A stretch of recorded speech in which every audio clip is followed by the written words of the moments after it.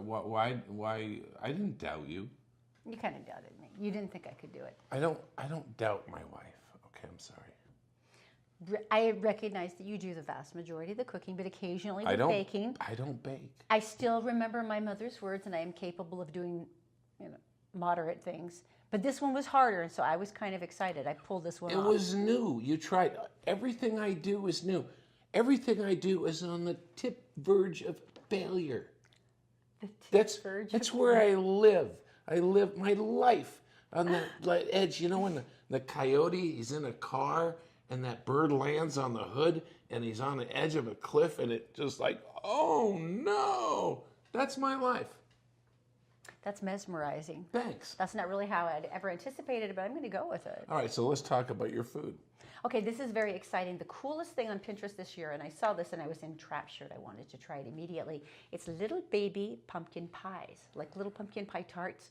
And just to make sure that it was like super extra difficult, we thought, okay, we could do the regular flaky crust one, which is my mom's recipe and is to die for. But then we thought we should do a keto-friendly pie. Now, if you don't do the keto diet or the low carb diet or some of the various permutations, actually everyone knows about the keto diet. Who am I kidding? No, they don't. So when they turned out, what's the fat level of the keto one that you made? It was not bad, but it was just one net carb, no sugar. Let's watch. I'm so proud. Okay, I will freely admit that I suck as a cook. I mean, now that Todd does all the cooking, there's really no reason for me to ever enter the kitchen unless it's to get like a drink of water. But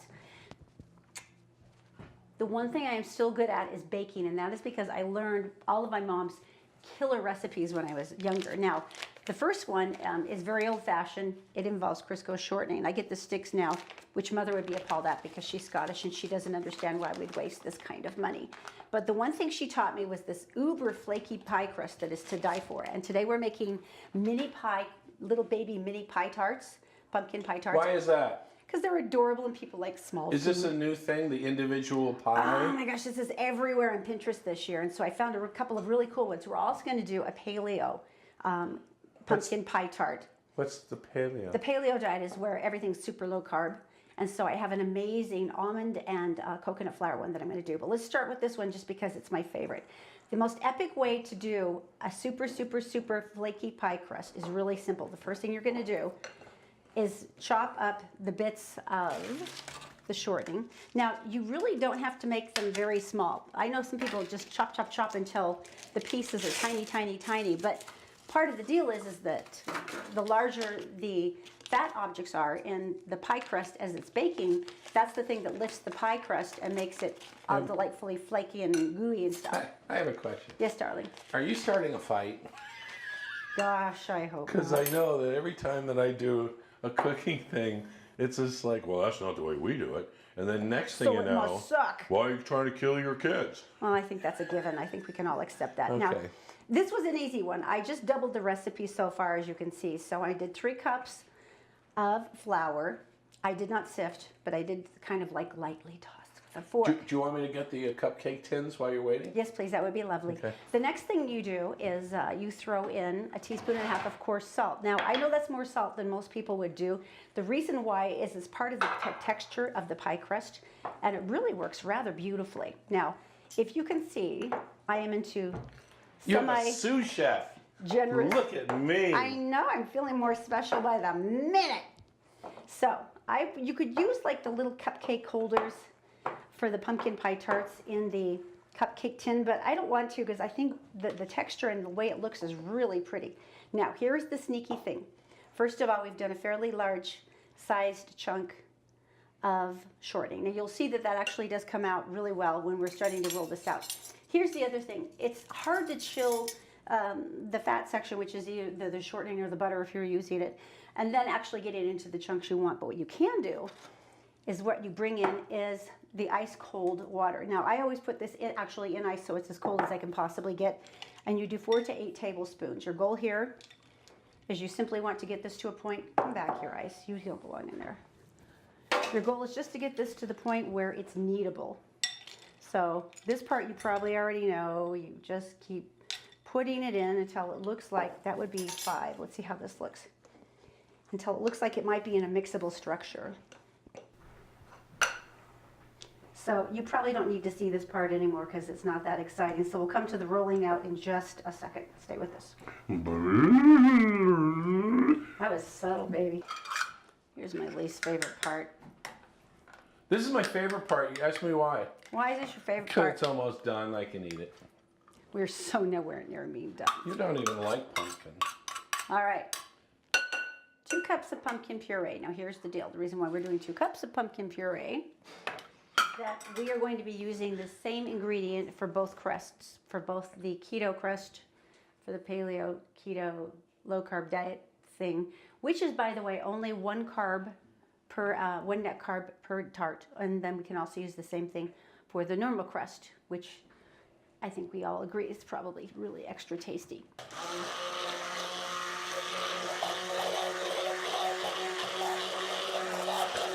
That is a god-awful sound. No, it sounds like Peter Frampton. Wow, wow, wow, wow, wow, wow. Remember? Oh, he had that wailing kind of wah-wah guitar. Yeah. Oh, that's funny. Now, fun fact, we use one of these little hand mixers because we don't bake very often, but this is how little I bake, because there was one Christmas morning I went, I'm going to make those lemon tarts for Todd that he loves so much. And it was really heavy-duty dough, and I was like trying to clear out, because it had like actually stopped the blade. So don't ask me why. I stuck my finger in here to clear it out. Is it unplugged? Unplug it before you do this. While my thumb was still on the starter and pushed it.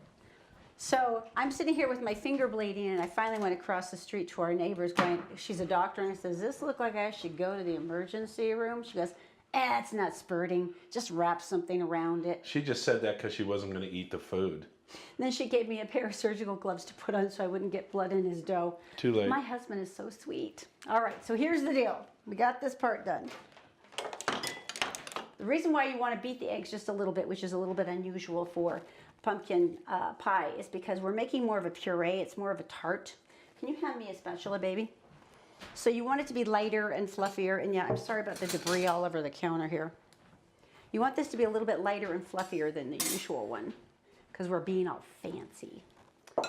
So we do this.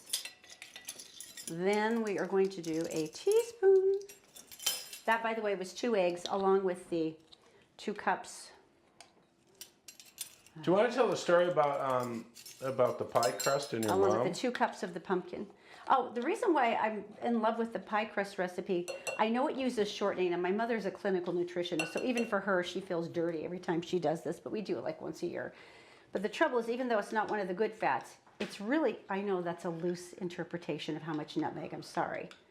But it's once a year, and it just doesn't taste good, as good with butter as it does with the shortening mix. It's not as flaky. So, 1 teaspoon nutmeg, 1 teaspoon cinnamon. Some people use ginger. I think you're a communist. So that's in. And then the other thing you need is heavy cream. So, heavy cream, and what we're going to do, once I get it open. You know, when I was single, I could open things with one twitch of my muscled wrist, and now it's like, you're here. You want to just do it for me?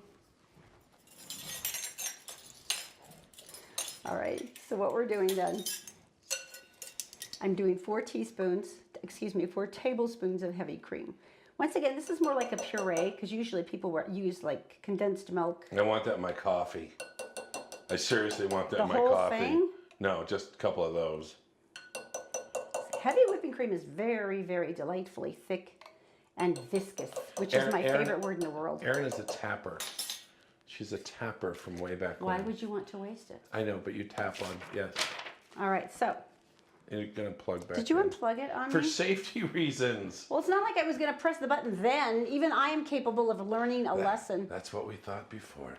I still have no idea why I did that. I mean, it was like the most spectacularly stupid thing ever. So a gentle mix.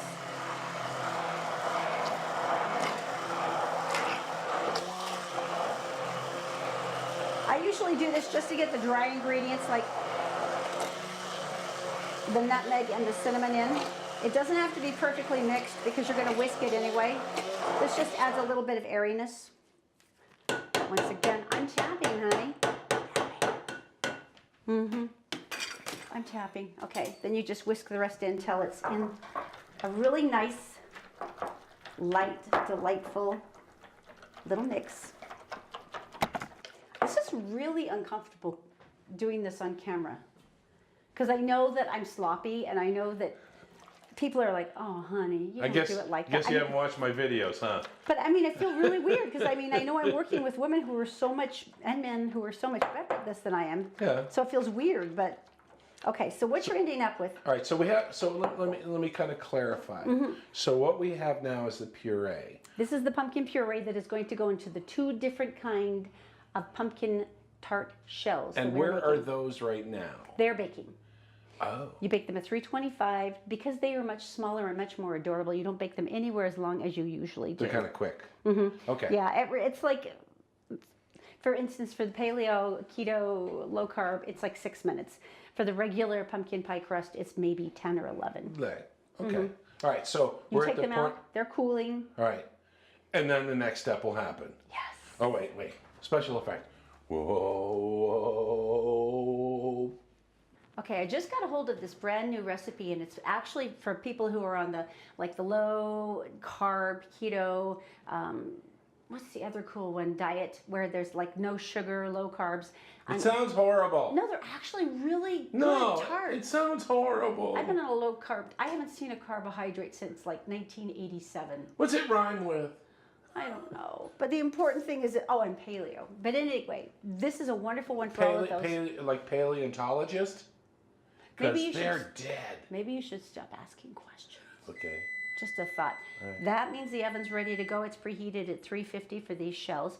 And so this goes for our pumpkin tarts. It has 1 net carb per tart, which is awesome, and no sugar. So it's totally great. Well, there is xylitol, which is nice because it actually strengthens your teeth. See? This is healthy. All right, here's what we do. First of all, you're going to do 1.5 cups of the almond and the coconut flours. Now, once you've got these suckers together, you are going to then put in 3 tablespoons of butter. I am going to eyeball this because I'm lazy. And then you're going to want 2 tablespoons of cold water. Now, the cold water is important because this is one of the elements that not only acts as a binder, but it also gives it a better texture. I don't know why, but it's always been that way. Then we mix it all together very, very slowly. Now this obviously is going to be a lot more crumbly than your regular recipe, okay? Which is okay. That's what you're looking for. The nice thing about using the almond is that it has a lot of really nice healthy nut fats in it, so it binds things together really well. All right, you don't need to see me mixing it. I'll come back in a minute. Now for anyone who's been used to working with nut flour, you know perfectly well that trying to get these suckers to hold together is essentially a nightmare. It's worth it, but it's a lot of work. So what you're going to do is you're going to pack that quite heavily into the muffin tin. The muffin tin needs to be generously greased. Now, I have a friend who I learned this from who actually has one of those little wooden things that actually kind of scoops it and makes an adorable little center. It seemed like a lot of effort. So instead, just make sure that you've got enough that it goes up the side so that it holds in as an adorable little cup for the pumpkin puree. And pulling these suckers out is another thing that's tricky. I like having them out of cupcake paper because I think it looks prettier because it's kind of like a really rustic, pretty look. However, if you're going to do it that way, you need to bake it, you need to let it cool, you need to loosen it with a knife, and then you need to chill it so that everything can kind of hold together. But when it comes out, it looks freaking amazing. So I'm going to continue to do this and pack it, and then I'll come back and we'll talk about pumpkin puree. Note to self, next time I'm baking, I probably won't wear black because you can tell every ingredient I've used today because I'm wearing them. Okay, if you take a look, we have now got our 2 different kinds of pumpkin tart crusts. We have the paleo-friendly one, which is 1 net carbohydrate per tart, sugar-free, which is glorious. And then, of course, we have the regular kind. Now, this is my mom's crust recipe, which is like the flakiest, most delightful thing in the world. And the thing that's so nice about these is that big pies sometimes don't always get eaten, but adorable little tarts, everybody eats adorable little tarts. So what we're going to do is we're going to spoon the rest of the puree in here. Why isn't Zoe doing this? Seriously, why am I doing like... Because we didn't tell her we're making desserts. That was probably a good idea. Now these are going to go in the oven for about 12 minutes. Here's the thing, you can't really stick in the toothpick on this and see if it comes out clean. That one doesn't work. So the easiest thing to do is do the shake test. And you will tell if there's not a lot of quivering from the puree. If it seems like it's kind of set up and it's holding well, it's ready to go. So you bring it out, and then you're going to let it cool for as long as it takes so that we can put on the whipped cream. Oh yes, the whipped cream.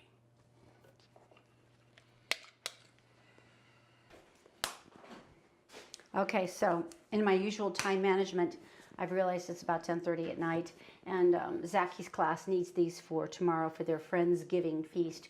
So I'm trying to get the rest of the little tiny baby pumpkin tartlets ready. And so I'm just trying to decorate the top a little bit. Now, the easiest thing to do that I really like about this is these are the keto ones right here, right? These are the ones that only have one net carb, there's no sugar, and they were actually really freaking delicious. I was excited, and these are our standard little pumpkin tarts. They're made with my mom's flaky pie crust recipe. So ordinarily, I know we don't have that much shortening in our life, but you know what? It's a flaky pie crust, and it's Thanksgiving. So in case you want to be healthy Nazi mom, you've got these guys. If you want to be decadent, shameless, I don't care, I just want a flaky pie crust mom, you got these. But either way, they're wonderfully simple. And once again, what is our mantra here on the Todd and Erin Show? Give up and go to bed? No, if Erin can do it, pretty much anyone can. So if you want the full recipe, you can find it on Todd and Erin Daily Stream. Look, it's a long-held one. Everybody knows it.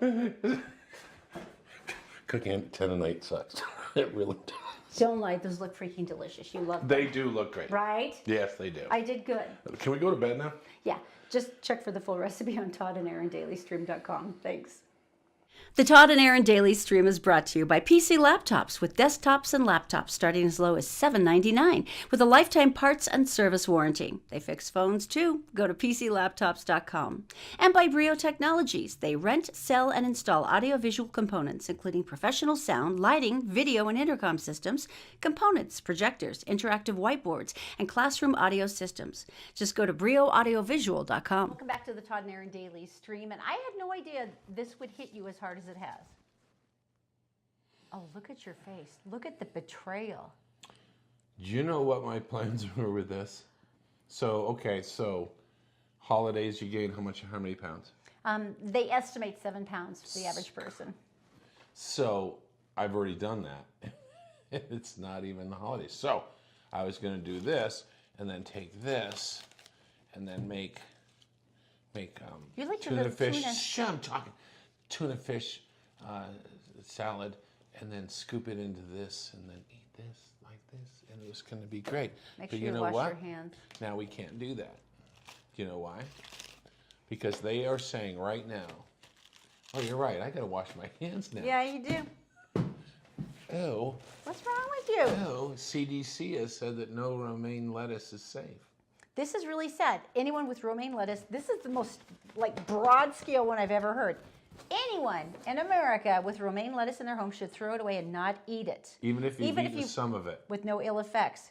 This is like whole heads, hearts of romaine, bags and boxes of pre-cut stuff, the spring mixes. And this came out when? Well, I think it was today, right? Today. Yeah. This is so sad. 32 people have been infected with the outbreak of E. coli, which is the Shiga toxin, in 11 states, including here. Oh. 13 people were hospitalized in October, and one of them developed a type of kidney failure. Now, it's interesting. This is similar to something that happened. There was a huge outbreak in Canada in 2017 that was similar, and I guess they do like a DNA fingerprint. Yeah, they chase it back to Of the the E. coli. farm, and some guy named Ralph. But they cannot find the fingerprint in this, and that's why they had to go, we can't figure out where it's coming from, so you just got to dump it. Ew. I'm very sorry. I know you're so sad. At least it makes more room in the refrigerator for Thanksgiving leftovers. I just didn't think it would hit you this hard, and I'm very sorry for the romaine growers. I hope that I it am gets cleared too. up fast, because you know that they're harvesting. all like, we want to find that one farm and set them on fire. I know. You know they do. I know. But the CDC says nobody, dump it all. So No one can do it. I'm sorry, I know that's painful. Scarves in the park, are you ready to hear about it? Scarves in the park in Salt Lake. Now, I've heard about this a million places, and it actually, apparently, the folks from Scarves in the Park heard about it from a group of New Hampshire people who did it. They had knitted all kinds of mittens and sweaters and scarves and hats, and they had essentially tied it to things around a local park where the homeless people were congregated. Oh, okay. So you get a scarf, and you tie it on a chain link fence. Someone who needs it Don't they put a tag on it? And they wrote beautiful tags that says, "I am not lost or forgotten, and neither are you. If you are cold and you need me, please take me and keep warm." And so they had done this last year down at Liberty Park, and there were they did. hundreds and hundreds of these beautifully knitted handmade things. And the thing that's so interesting about this, and we actually learned this with, do you remember the teddy bear done? Yeah. This was for mothers who were working really hard through Baby Your Baby and through the state to improve their skills as a mom and to have a healthy pregnancy and do all these amazing things. And they got points as they went along for every checkup they went to for their health and things like that, the vitamins. And they got points so they can go in and shop for baby clothes and such. It was interesting. So I talked to the women who ran the den and I said, "What's the most popular thing?" Thinking it'd be like formula or diapers. They said they will wait in line to see if they can get something that's handmade, like handmade booties or like a crocheted blanket. Like grandma would make you. Exactly. And if you come from a family where you didn't have that kind of support, it was huge. So this is why I love this so much. But here's the deal. They are going to be doing this again on Saturday, and they're really anxious because I guess Scarves in the Park here in Salt Lake City don't have as much stuff as they did last year, and they're all very worried about it. So they were saying, look, if you could volunteer in spreading, spreading the word, if you knit, if you crochet, you don't even have to have it done by Saturday, but if you could help us. Crocheters out there. Oh, we have so many. They said we would be very grateful for your health. They said these items give warmth and positive interaction to those who spend many days and nights in cold weather due to their homelessness.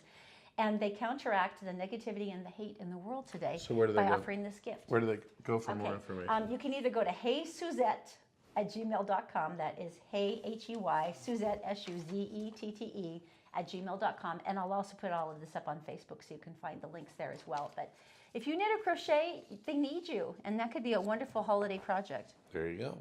Looking for something to do for the holidays. Now that we've had a feeling of warmth and wonderfulness, let's go to spite and mean-spiritedness. No, I think this is an awesome story. We've all been in a store where a kid loses it. Now, let me start eliminating kids that we're talking about. We're not talking about a kid who's overtired or hungry and just does the floppy, I have no bones in my body, child, yes. and I flop on the floor. We're not talking about that person. We're not talking about any child who has special needs or sensitive to sound issues or sensory anything like issues, that. yeah. Nothing. No, we're talking about a kid. We're talking about a spoiled kid. It's a little rotten, spoiled kid at a Burger King. So he's in line, and it's lunchtime, and the line's a little bit long, and he's telling his mom to F off. So far, this child needs some help. Okay, keep going. He kicks her a couple times. He tells other people the same thing. He goes after them. This is not okay. Let me just straighten. That's so not cool. This is just a bad child. Crappy little kid who has been raised wrong. There are bad children. No, it's not his fault. He's been raised wrong. The mother was confronted by an older gentleman who turned around in front of her and said, "Listen, there's a lot of people here that the F-bomb is not a good thing, and could you please try to keep your son from..." And she gave him the F-bomb and told him to basically stick it, where. So probably not a warm reception from either mother or son. Okay. So the gentleman, I say that, steps up and he is next in line. Now, the reason the kid is freaking out and all he keeps screaming about is getting an apple pie. And I didn't even know. You better Burger effing King, get me an apple pie. Apple pie. And that's the whole reason he's kicking people and all this stuff and going crazy. The older gentleman steps to the front of the line, goes up to the cashier, and he just looks at her and he says, "How many apple pies do you have?" She says, 23. And he says, "I'll take them." Now, if this were a Tell Me Something Good, he would turn around and he would pile those pies in the mother's arms. Screw that. No. But because this is a dreadful child. If this was a Tell Me Something Good, this is what would happen. He would get those, he would turn around, and he would hand them out to everyone in the restaurant except for the kid.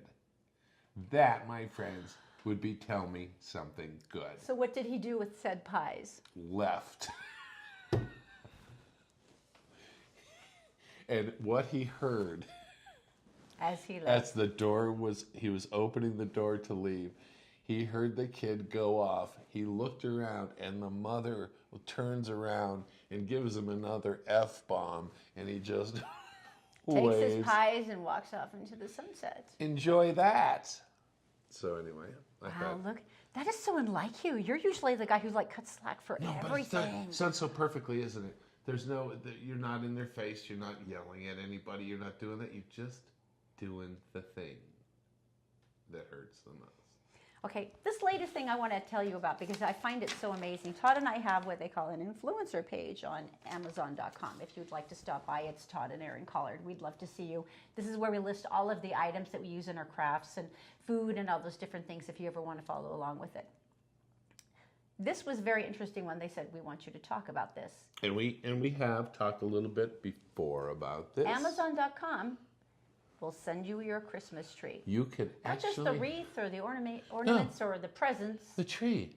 but the actual tree. Now, if I'm correct, it's like about $70, $80. Fresh cut 6 to 7 foot Christmas trees, and actually, no, it's quite a bit more. Is it? Fraser firs are $109. Oh, geez. Black Hill spruce are the cheapest at $99.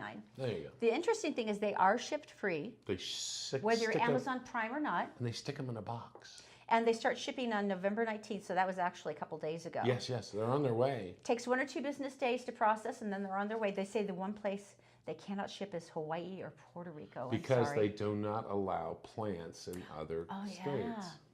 So here's the funny thing, though. The information they sent me proves to me that there are people who have never left their house. Never, ever.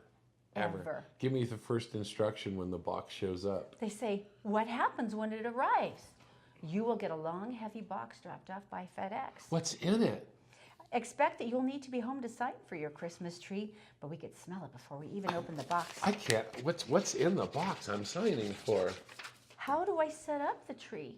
Oh, God. Getting the tree out of the box and ready to set up is a messy process, so do it outside at all costs. But they don't go outside, honey, so that's not going to help. Apparently, you slide the tree out, you shake off all the dead pine needles, and you have to cut off an inch of the end of the tree. And this comes as like, no one has ever heard this information before based on how they've described it. I have a question. I said, because that way you have to, it can absorb the water once you put it in the stand. Right. We used a handsaw, but maybe if you could, and this is another one, if you have a chainsaw or like one of the ones that they have like a tree lots, it's much faster. Okay. If you have a chainsaw, and you haven't been outdoors, you have an issue. Who has a handsaw? It gets better. Finally, you'll need to cut the twine that keeps the branches Oh bundled. no, not twine. Because it would be awful if you set up the tree and it was all tight like this because the twine is still around. That's like the 50 Shades of Grey tree. Shake the tree to loosen any dead branches or broken needles. Still. And then gently fluff the branches so that they can fall into place. Nicely done. Now, after that, you put it into a tree stand. That doesn't come with the tree. Doesn't. So you have to order one at the same time, I would suggest. Okay, so what's in the box? Well, there's also a sheet of care instructions, a removal bag, and tree preservative. There you go. So this is pretty amazing to me. That you actually have to go, there's going to be twine that you will have to cut off the tree. No one even knows how to spell twine. First of all, it doesn't exist past like 1970. The second thing is, why would you have a saw in a house? I'm picturing... I'm picturing an apartment that's like on the 5th floor. I'm thinking New York City, Yeah. right? So traditionally, I will not keep a handsaw at that. It's New York. So essentially, you know that you're going to walk the tree back down 5 flights of stairs, and you're going to carry it like 8 blocks over to the tree lot, and you're going to pay them $50 to cut the bottom of the tree off for you. Either that, or you're going to get your electric turkey knife and try to work your way through. All right, so. Oh, it's just the whole. I actually think it's kind of cool, and for a lot of people that don't want to actually have to go get something, it's great. But it was just the instructions, like, how would I do that? I think if you want like a tree and you're in a situation where you can't get one and you know what it's all about, I think it's a beautiful thing. Otherwise, artificial is the way to go, because otherwise you're going to hurt yourself. I feel so tender though that they're like, and you have to cut off the bottom of the tree about an inch, and they actually say it 3 times in the instructions just to make super clear to you. You got to do that. You got to take off the twine. Now, I don't want to brag, but I'm pretty sure I knew all that stuff when I was 5. But I also went outdoors. So I don't know. Maybe millennials don't go outdoors. Well, that's why their dogs pee on the inside and on mats. That's another story. That's what they do. In any case, if you'd like to go to the Todd and Aaron page, Todd and Aaron Colored page on Amazon.com, we will have the trees available for you with explicit instructions. And if you're extra nice, I'll send Todd over to your house with our handsaw, and he will cut that sucker off for you. Sort of. You guys have a good day. Tomorrow is... Thanksgiving. It is Thanksgiving. Oh, if you want to go to the Todd and Aaron DailyStream.com, we have all the stuff like the pumpkin tarts you saw today, the complete recipes. You can also see Todd's instructions on how to cook your turkey outdoors in the Weber grill. There's place setting crafts the kids can do, and then we'll have a full list of instructions about what to do with your kids during Black Friday. So first of all, have a great, great day. Don't eat this kind of lettuce. And don't forget to watch Tuesday's show. If you missed it, we have Dr. Julie Hanks on, and she'll tell you how to handle all the weird, crazy, mean relatives during Thanksgiving. And if you're going to start flipping on the lights for Christmas and you're thinking maybe we should watch a Christmas show, you watch The Christmas Carol. Black and white version. Reginald Owen, 1928. Only. That is your favorite, isn't it? Did you just say peace out? Peace out. I don't think Scrooge ever said peace out. He should have. Happy Thanksgiving. Happy Thanksgiving. Did you say peace out? You said peace out. What are you, like Jay-Z? I just went...